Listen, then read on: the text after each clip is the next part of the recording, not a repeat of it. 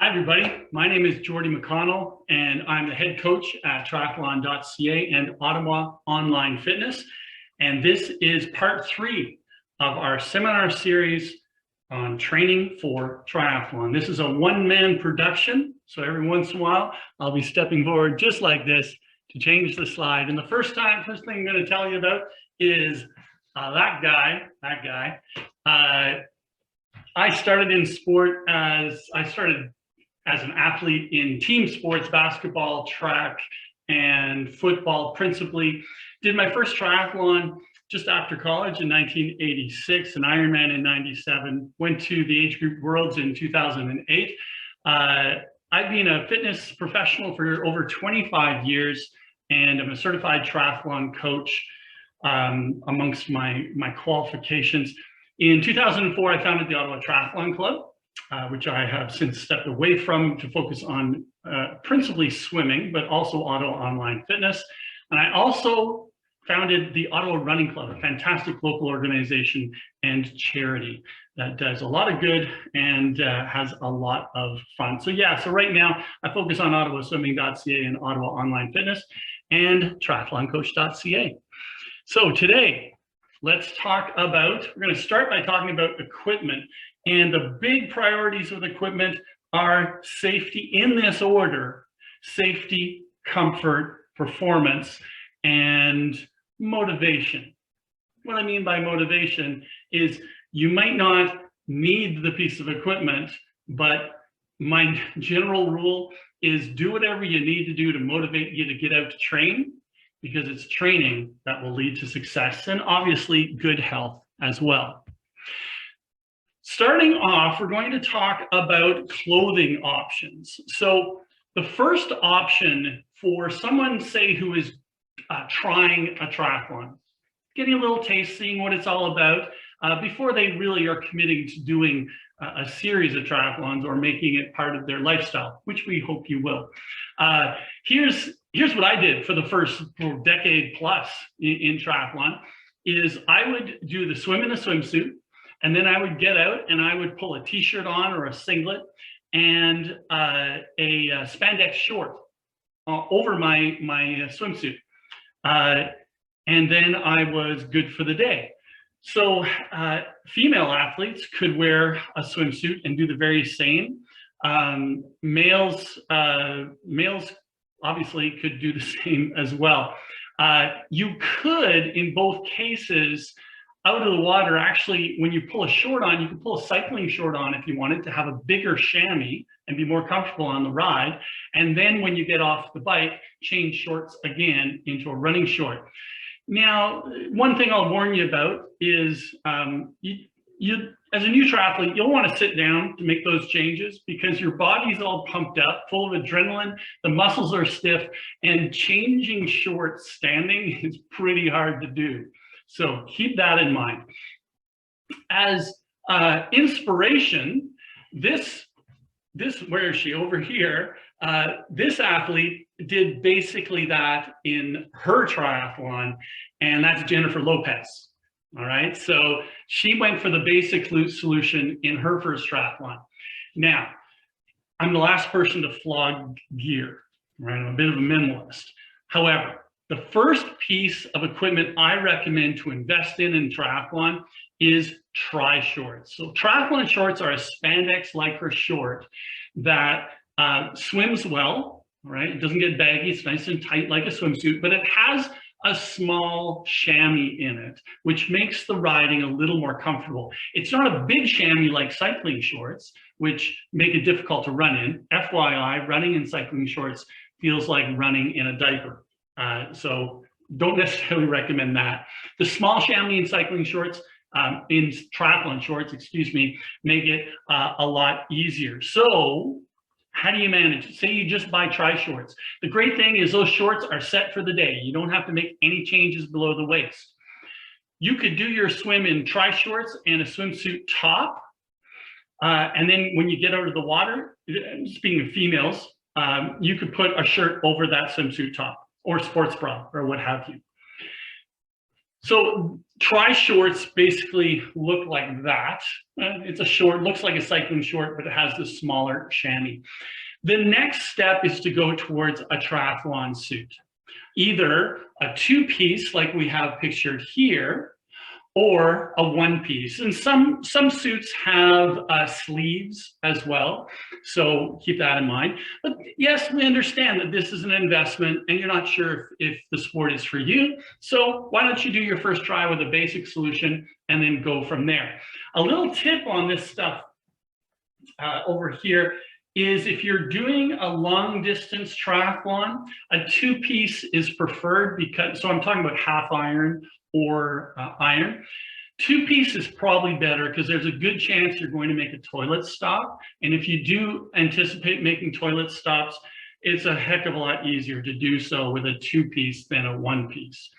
If you are looking to be fast in the water, and you're doing a short course triathlon, a sprint, super sprint, even a Olympic, then the one piece, a good one piece, swims really fast. It's very hydrophobic and very fast in the water. So keep that in mind. The rest of the equipment you need. Swim. You can swim without goggles. Don't recommend it. A lot more comfortable to swim with goggles.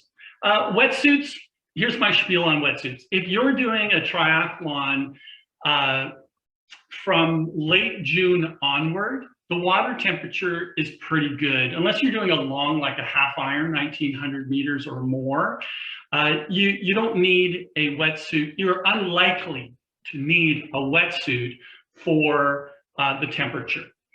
The vast majority of people wear a wetsuit for different reasons, and that is the buoyancy, sense of security, and the speed. You're more streamlined, there's less drag in a wetsuit, it lifts you up, improves your body position, and you are faster. But for your newer triathlete, you also have a greater sense of security and safety when you're in the water.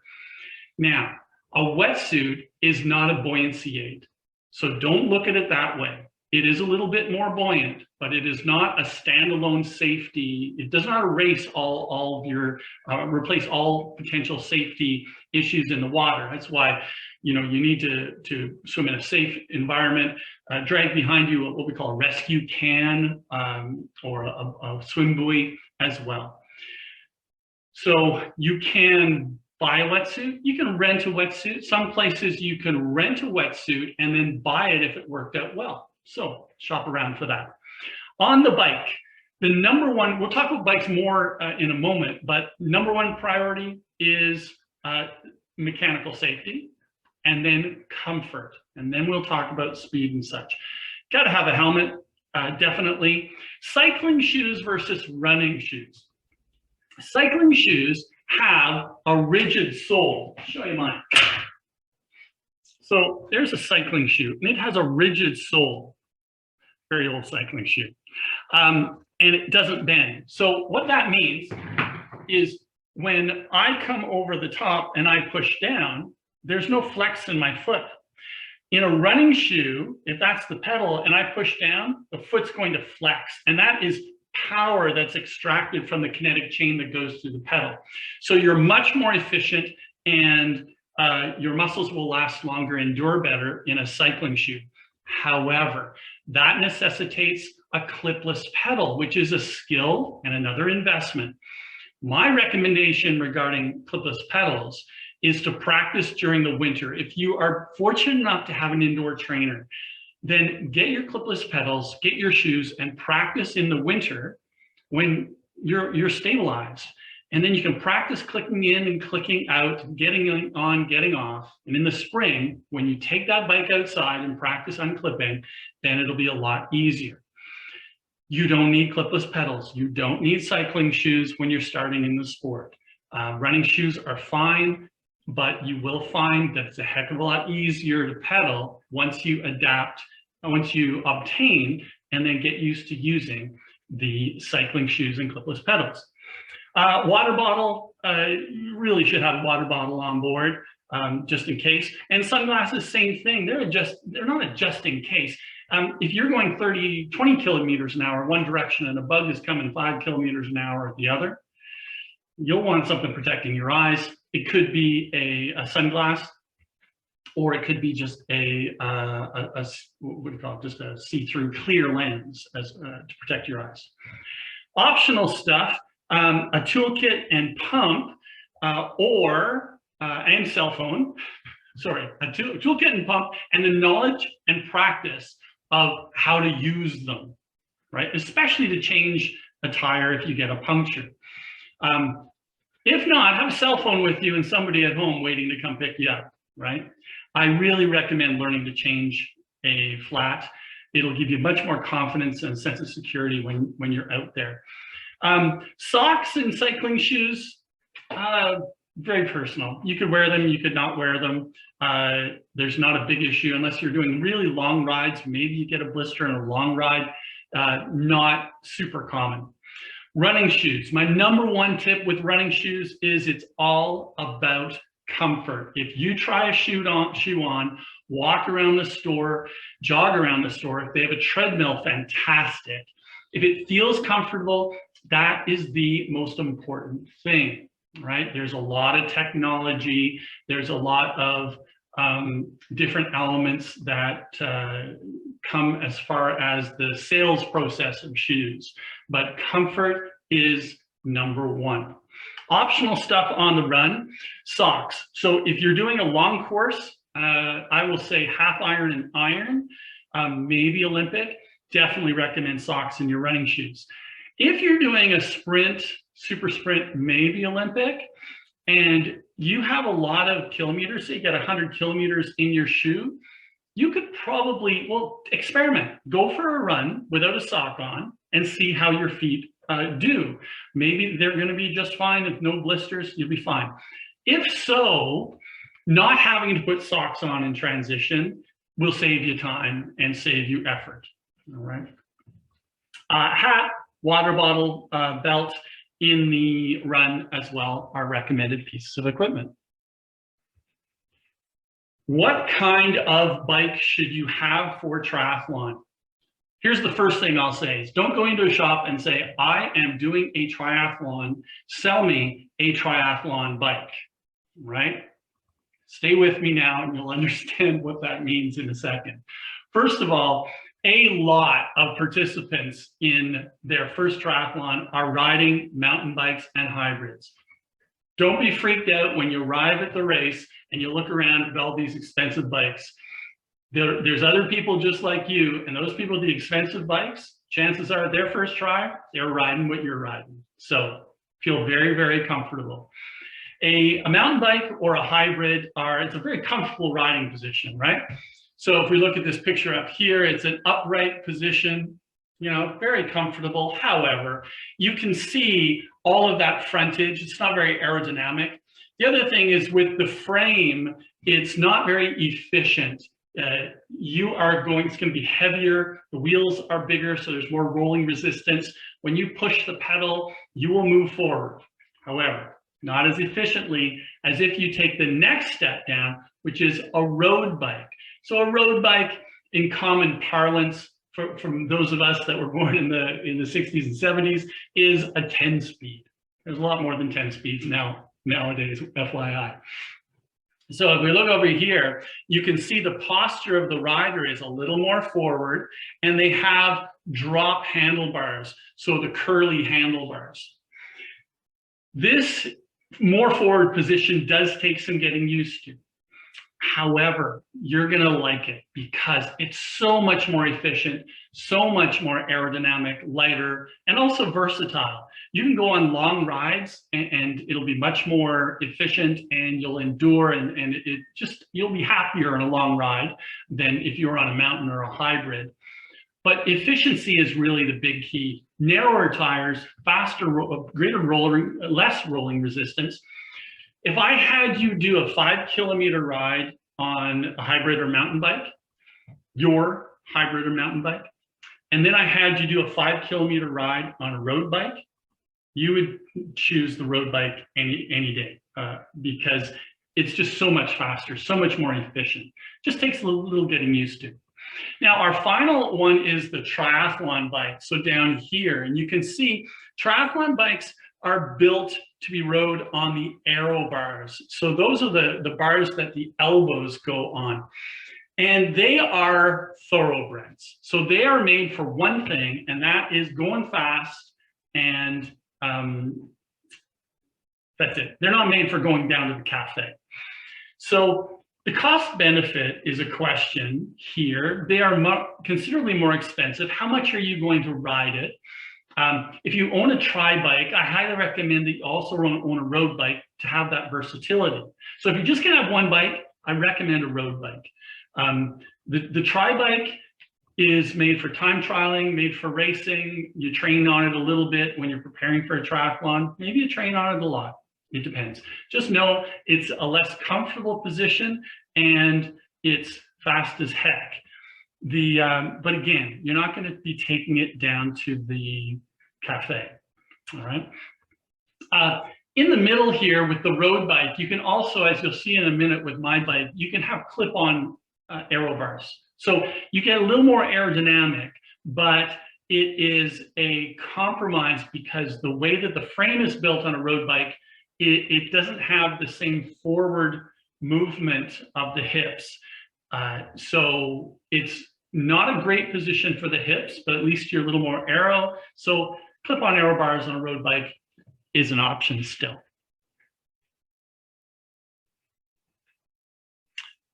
Let me find my next, where is it? There we go.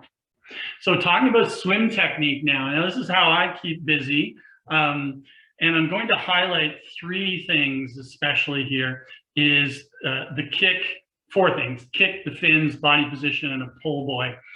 So, you know, I'm not going to boil swimming all the way down. I could talk to you for hours, about it for hours. I'm going to give you some principle, really important tips and some overview here.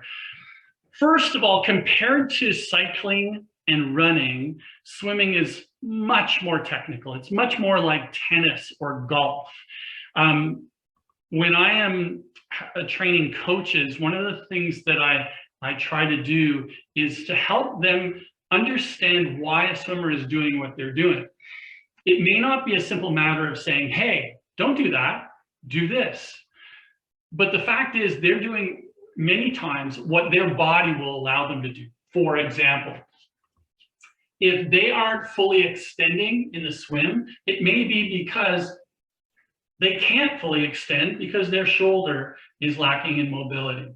If they're not pointing their toe when they kick, it may be because they can't point their toe, lack of mobility. So it's important to identify that. And as an athlete, it's important to work on that. Please work on your mobility and you will become a better swimmer.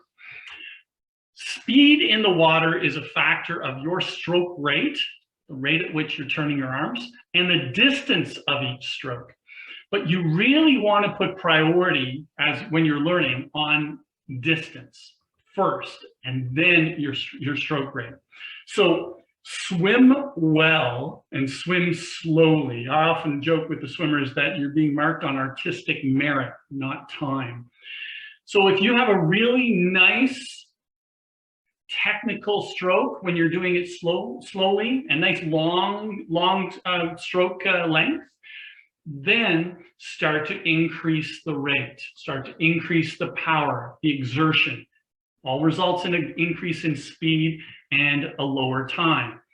But what happens is some people, when they increase their stroke rate and exertion rate, looking for that fast time, their technique goes out the window and they really increase their drag. So what you need to understand, and keep this in mind, is that when you double your speed in the water, you are quadrupling the drag force on your body. So it's like throwing out little parachutes unless you maintain your streamline. So don't increase your speed or effort if you can't maintain your streamlining and your technique. You also burn a lot more energy if you increase your effort while increasing your drag. To become a better swimmer, drills are the key. And the swim can be broken down into different elements. I'll talk about the stroke in a second and the kick. But you just drill that one element of the stroke over and over. Karate Kid, right? Wax on, wax off. You do it over and over until it's a reflex in your mind. When you're drilling, don't use your drill to train your cardiovascular system. You shouldn't be out of breath and tired when drilling. If you're running out of breath, getting tired when you're doing a drill, stop, rest, and recommence. Because your brain needs oxygen in order to really groove that movement pattern into your muscle memory. The kick. Imagine this, you've got identical twins, and one twin has a kickboard, and they're gonna kick 25 meters. And the other twin has a pull buoy, so a piece of foam in between their legs. They're not kicking at all. All they're doing is they're pulling and doing the stroke, upper body stroke. Kicker, puller, move 25 meters at the very same speed. Once they get to the far end, the kicker will have burnt 40% more energy, because the kick is not only a much less efficient in terms of propulsion, it is using the biggest muscles in the body, the glutes, the quads. So what do we want from our kick? We want balance and just a little bit of lift. We don't want to focus on propulsion unless you're racing 50, 100, 200 meters. If you're a really great swimmer, maybe a 400, you're kicking hard. But if you look at the Olympic 1500 meter swimmers, the best in the world, they're not kicking very hard, right? They're getting it from their upper body. When you're kicking, we want that kick to come from, I show you here, we don't want it to be from the knee. We want it to be from the hip. Push the hip forward, then the knee, and then you crack the whip through. So my tip for newer swimmers is not to bend your knee when you kick. Keep your legs totally straight. Here's the thing, they're not going to stay totally straight. The resistance of the water is going to bend the knee just a little bit. When a new swimmer thinks about bending their knee when they're swimming and kicking, they tend to, from my experience, they tend to just bend it too much. So when I'm training swimmers, I talk to them about having straight legs, knowing that the water is going to bend their knee just a little bit. Feet should be relatively close together, not far apart, and it shouldn't be a huge kick, between 6 and 18 inches. Here's where the ankle flexibility really comes in, right? We talked before, so imagine that's an ankle. If somebody can't point their toe more than that, it's going to inhibit them if they're kicking. In fact, I once coached a swimmer who, when he lay on his stomach and he was kicking, he would kick the water because his foot was not flat. The water would be pushed forward, towards his torso. So when he was kicking, he would move backwards. Right? So work on your ankle mobility. One of the best ways to do that is with fins. Talk more about that in a second. Body position is the next priority. So set the kick and then work on your body position. My big tip here is the bottom goggle tip. When you're swimming and you turn to breathe, if you don't see water washing over the bottom goggle, then chances are your head is too high. If your head is too high, your legs are too low, and you're not efficiently moving through the water. We want to be horizontal. So the bottom goggle tip. The next most common limiter we see in swimmers happens at the extension forward of the arm. One of two things happens very commonly. First is a crossover. As they go to enter, instead entering straight out from the shoulder, I'll stand right in front of the camera there, they cross over their body. Causes all kinds of problems. It'll cause a splaying kick in the back in order to counteract that. So we want to make sure that we are shoulder width apart. And a pull buoy and band is going to help that. Talk more about that in a moment. Next thing is the roller coaster. Very common from the least experienced to the most experienced. They come in and extend, and instead of having that hand just below shoulder height, they scoop and send it up. Why do they do that? They do that because, especially when they're turning to breathe, they do that because they like the feeling of the downward pressure. It stabilizes them. But if you've got bottom goggle and good body position, you don't need that wasted downward motion. What we want is from here straight into the catch and through. So no downward motion. I call that a roller coaster hand. So the stroke itself is the tertiary importance. If you've got a good kick, a decent kick, we'll call it, and good body position, then you're swimming well. Then we can work on the other elements of the stroke, especially we're talking about the front end here. But just to explain the stroke very quickly, the entry should happen roughly at half of the full arm's length. So entering here and then extending to that position. From there, it is the most difficult aspect of the freestyle or front crawl stroke to perfect, and that's the catch. So what we want to do is we want to, ideally, if our mobility, right, allows, we want to establish an early vertical forearm. What happens then is we're not just pulling with the hand, we're pulling with the forearm as well. We get that big paddle in there, and we pull that big paddle all the way back until the elbow's at the side. So it's a very, very powerful, as opposed to just pulling with the hand, it's a much bigger surface. That is a very challenging aspect to develop. Even the best in the world continually work on their catch. The finish then comes from back here. After you finish the mid pull, you finish with a little flick. And then the recovery means high elbow, low hand, but the hand can be nice and wide and in. You don't have to have it in here, all right, which can put great demands on the mobility of the shoulder. Some workout and structure tips here. So I mentioned about this before. I'm a big fan of certain tools.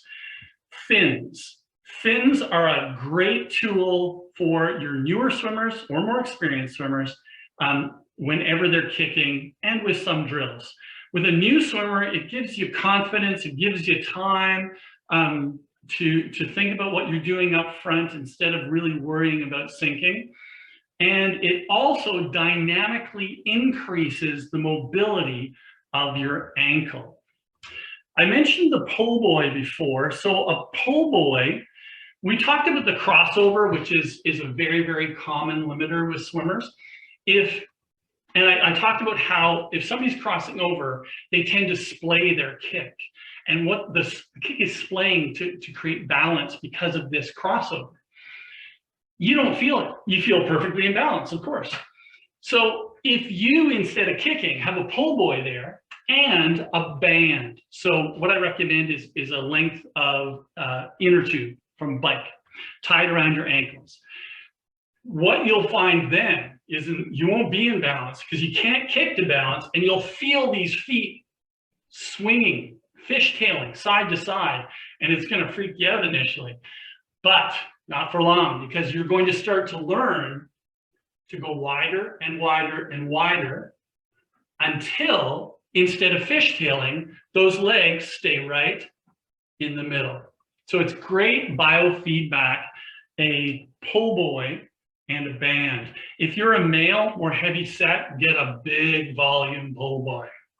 Okay, important tip there. As much buoyancy as possible. Paddles are great for developing power. There are some technical advantages to them as well. It's a third tool that I use a lot.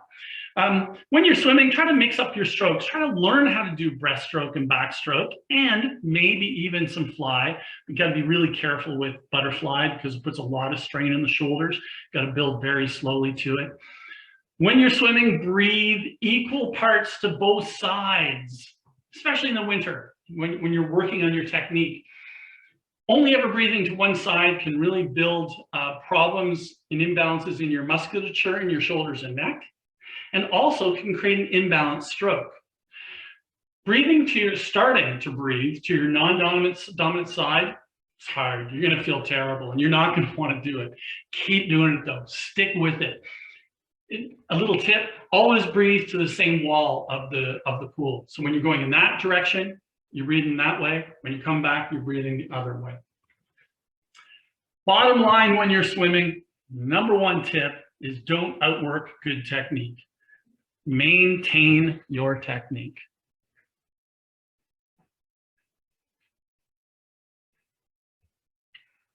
All right, so bike technique. As I said, there's less technique in bike, but there is some things to talk about with the pedal stroke, your posture, your cadence, and your handling. Although we're not going to really talk about handling today. We're going to talk about that in our 4th seminar, which will be coming out in a couple months. So I'm going to grab my bike in, and I'm going to move the camera back a little bit for the next 2 segments.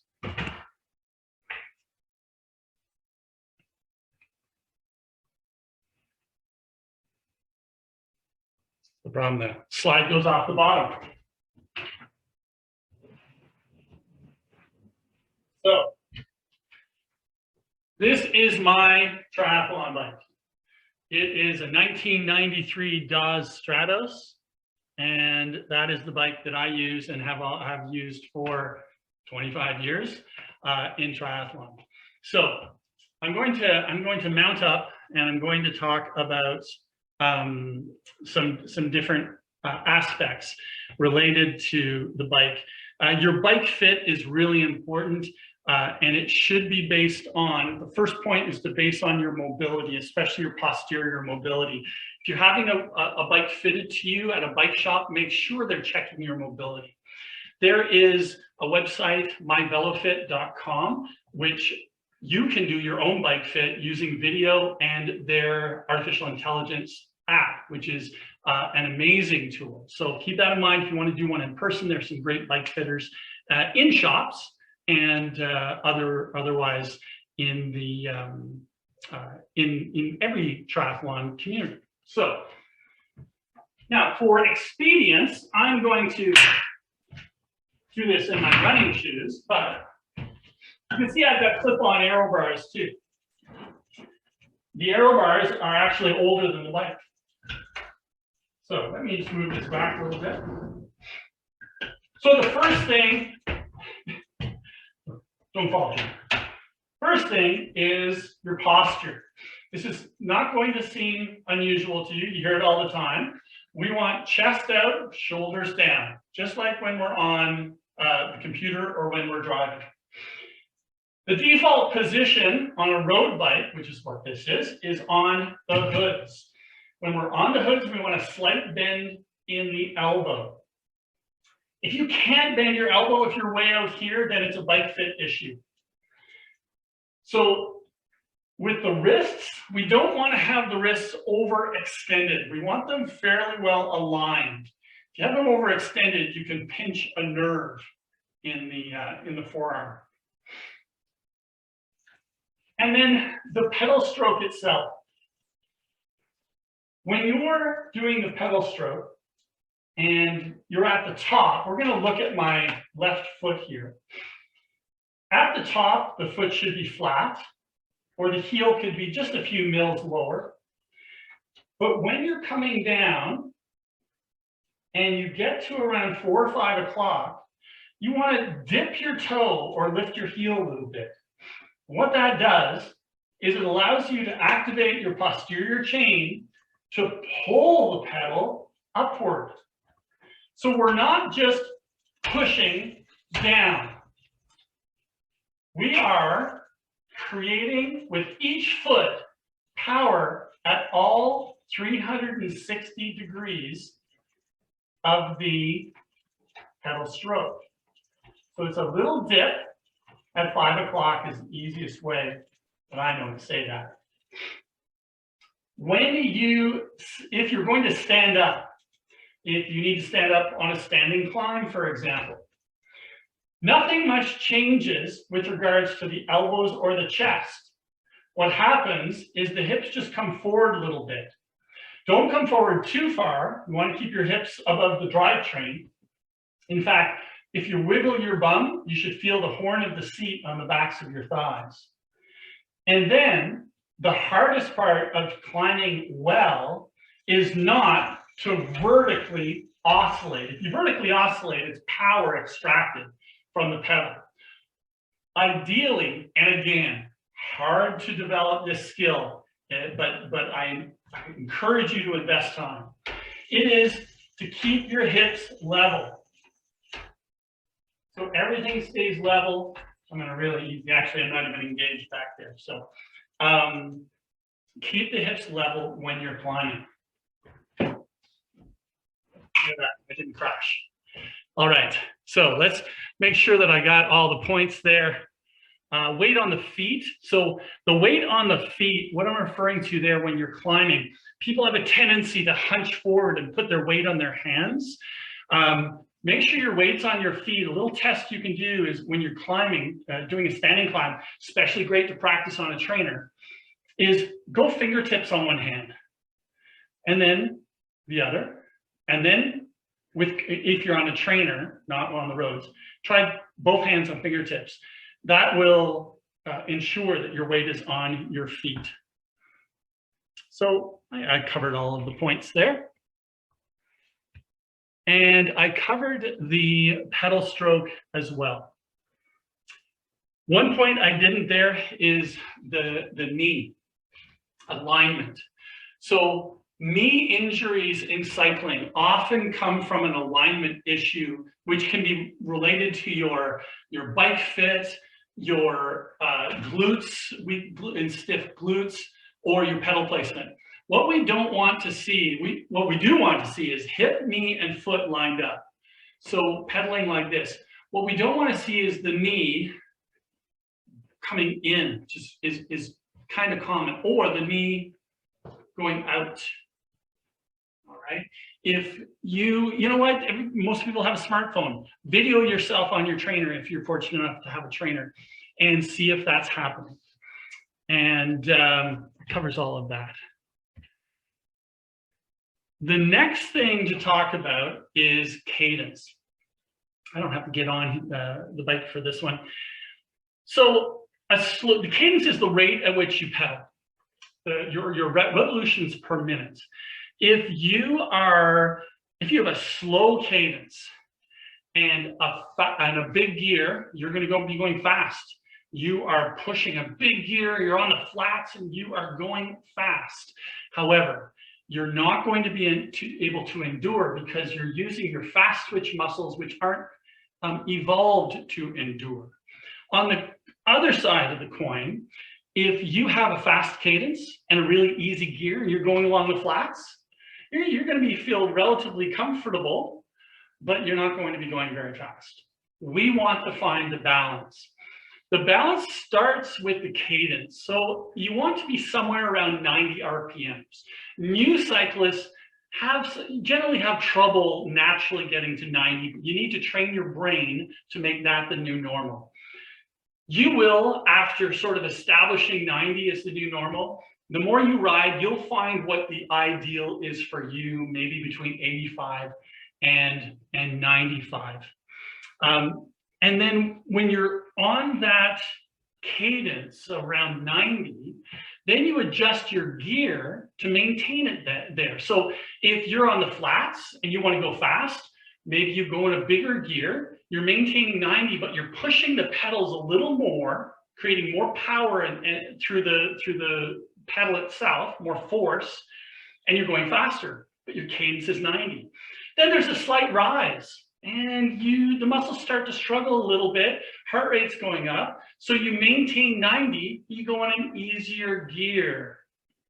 You slow down, but your feet continue moving at the same rate because you're in a slightly easier gear. That is the fine art of gear use in cycling. You start to head up a hill, you start to go down your gear. You may stay seated the whole way. Whether you're seated or standing in climbing is a very personal thing. It can be generally big people, such as myself, I'm 200 pounds. Generally, the guidance is to stay seated, right? However, there's exceptions to that rule. Exception right here. I like to stand up because I like to stretch the legs out. All that said, I'm not a great climber. So when you're climbing seated or standing, you don't want your cadence to go below 60. So if you imagine 1 foot per second, right? 1,000, 2,000, 3,000. If you're in that case, if that's the case, that's what's happening. One of two things: you need to train more, get stronger. The hill's too steep for you, but also consider that the rear cassette and chain wheel combination, your drivetrain, you can change that to give you easier gears.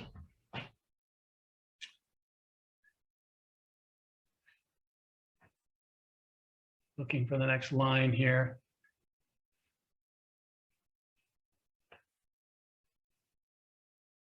This is the trickiest part of the whole show. There we go. So run technique now. Let me get rid of the bike.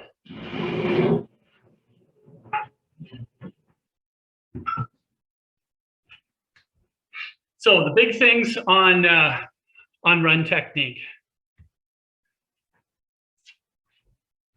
Actually, I'll leave that, leave the camera there. First thing's posture, very similar to cycling. Shoulders down, chest out. Run proud, hang from your hair. The arms, the hands, let me just pull this camera forward so we can see all of those points. And then maybe I'll back it off again. There we go. Perfect. Hands high. So we don't want to have the hands down here. If we're running down here, it puts excess load on the deltoids especially, and the traps. So our elbows at about 90 degrees, roughly. It can be a little less typically. Not, a little bit more makes a negative effect. The other thing is you don't want to cross over the midline of your body. When you cross over, it causes activation of your obliques, especially, in order to counteract that wasted energy. It's bad for the balance. So your hands can travel forward and back in the very same line, right? But don't tuck your elbows in. Have your elbows out to the side, like so. Although our forearm is pointing across our body, that is not the path it follows. It goes forward and back. We want the elbows out in order to allow the rib cage to expand, to not to put any limits on our breathing. Final thing is on this slide is lean. There's a lot of talk about leaning forward when you run. My advice is don't worry about it. Run proud and the lean will happen naturally. When I go to take a step walking, the first thing, I don't think about leaning. The first thing that my body does, however, is it leans before I walk. If you don't lean when you run, you're going to fall over backwards. So run proud, shoulders down, chest out, and hands high.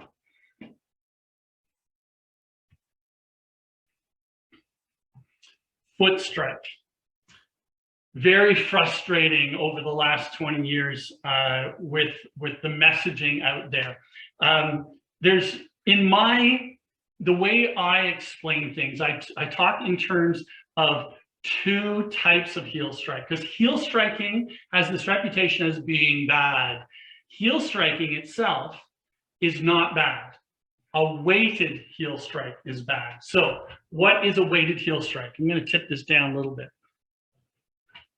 A weighted heel strike is when you swing your leg forward and you land on the heel in front of the midline of the body. This is what position in rollerblading? This is braking.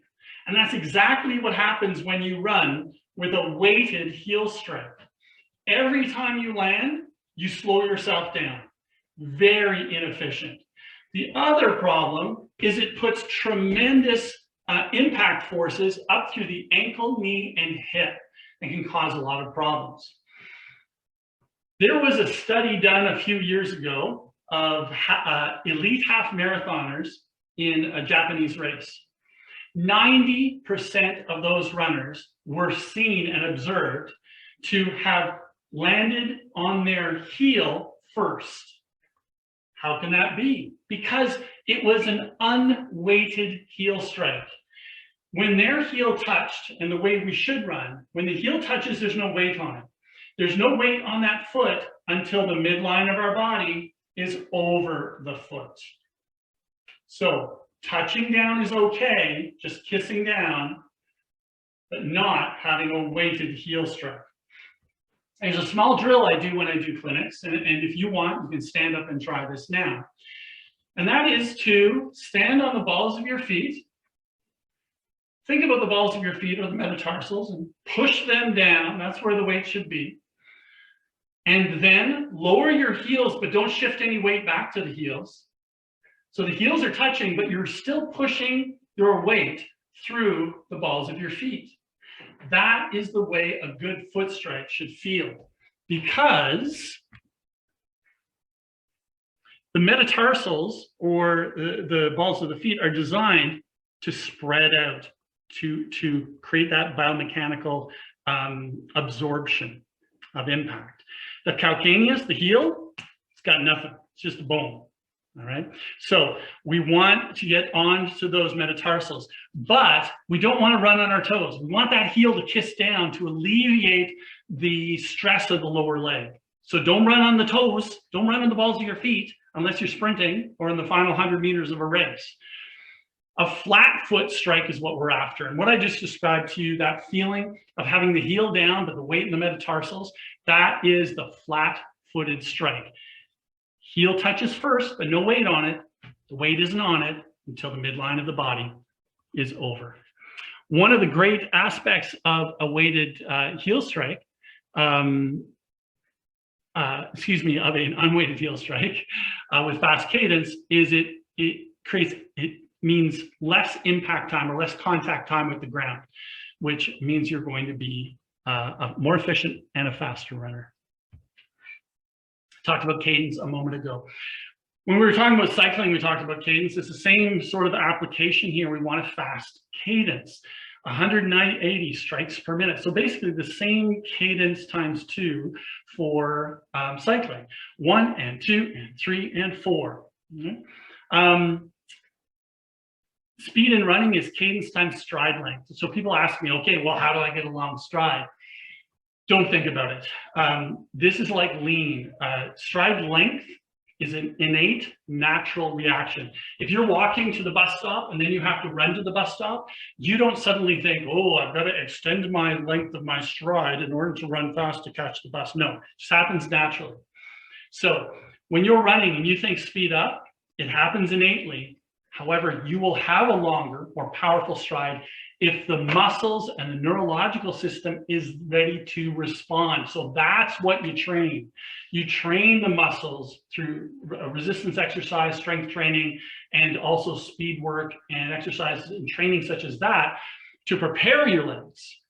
But stride length is a factor of your physiology and your musculature, not technique. All right. So cadence of around 90 per foot per minute, 1 and 2 and 3 and 4. If we go up a hill, we try to maintain that, but we shorten our stride. We change gears, in a manner of speaking. One of the most effective examples or demonstrations I can give that I do in my clinics, it can be done here today, which is to look at vertical oscillation. The more you vertically oscillate when you run, the less efficient it is. So I want you to watch me running at a cadence of roughly 80, 75 or 80, and then I'm going to speed it up to 90. And I want you to watch my vertical oscillation, how my head bounces and then it levels out. So we'll start at 75 or 80, lots of bouncing, and then I'll slowly speed up to 90. See how the head stays level. When you vertically oscillate, you're wasting energy pushing yourself up. And when you come down, the muscles eccentrically contract to catch you, wasting energy when you're coming down as well. So cadence is a big key to efficiency in those terms. Remember we just talked about the foot strike, and oh my God, it's complicated. Gotta have pressure on the balls of my feet, the heel kisses down. I got good news for you. There's a shortcut to a good foot strike, a flat foot strike, and that is proper cadence. If you're running with a slow, I'll just tilt this down. If you're running with a slow cadence, you are more likely to bring that foot too far forward and overstride into a weighted heel strike. If you're thinking short and fast, you're bringing it forward and you'll bring it down more quickly. So work on cadence. When I am teaching runners out there, leading a run, I'll say shoulders down, chest out, hands high, cadence. That's it. You keep working on those things and you will become a better runner.